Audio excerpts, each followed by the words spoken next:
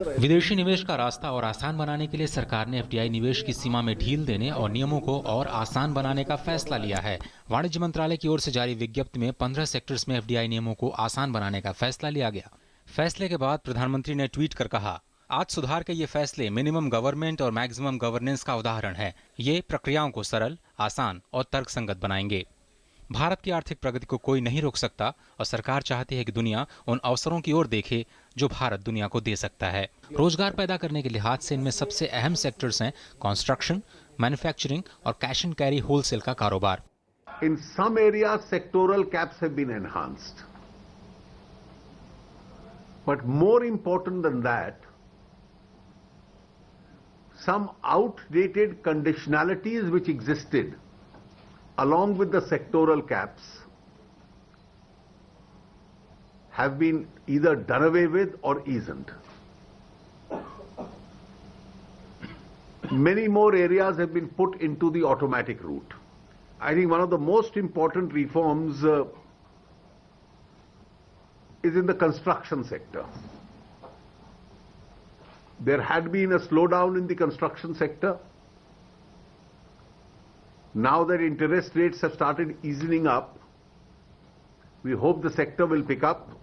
सरकार ने बड़े फैसले के तहत रक्षा क्षेत्र में 26% के निवेश की सीमा को बढ़ाकर 49% कर दिया है और वो भी ऑटोमेटिक रूट के जरिए, यानी सरकार की अनुमति की जरूरत नहीं होगी। DTH, cable network, mobile TV और हिट्स तकनीक में 100% के विदेशी निवेश की मंजूरी दी गई है। एफएम रेडियो में 20% की सीमा बढ़कर 49% हो गई है। न्यूज एंड करंट अफेयर्स में सीमा 26% से बढ़कर 49% कर दी गई है। एंटरटेनमेंट चैनल्स में एफडीआई की सीमा 100% ऑटोमेटिक रूट के जरिए कर दी गई है। रबर कॉफी प्लांटेशन में 100% एफडीआई हो चुकी है। एक बड़े फैसले के तहत अब सिंगल ब्रांड रिटेल पर एफडीआई की सीमा 51% से बढ़ाकर 100% कर दी गई। अभी तक 3000 करोड़ रुपए तक का निवेश करने के लिए सरकारी बोर्ड एफआईपीबी की अनुमति लेनी होती थी, जिससे बढ़ाकर 5000 करोड़ रुपए कर दिया गया है।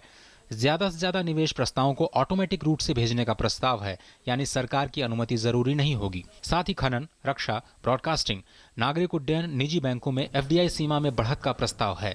There has been a liberalization in the carriage and the non-news segments as far as broadcasting is concerned. A lot of liberalization as far as the non-resident investment in India is to be made. इस साल प्रत्यक्ष विदेशी निवेश में 40% की बढ़ोतरी देखने को मिली है, लेकिन रोजगार पैदा करने के लिहाज से अभी तक अपेक्षित नतीजा नहीं मिलने की वजह से विदेशी निवेश के नियमों को आसान बनाने का ये फैसला लिया गया। इन सभी फैसलों को सामान्य रास्ते से सभी मंत्रालयों की अनुमति लेने में कम से कम 1 साल का वक्त लगता। प्रधानमंत्री की अगुवाई में देश को वैश्विक अर्थव्यवस्था के साथ कदम ताल मिलाने और विकास का फायदा सभी तक पहुंचाने के लिए ये फैसले लिए गए। Bureau report, DD news.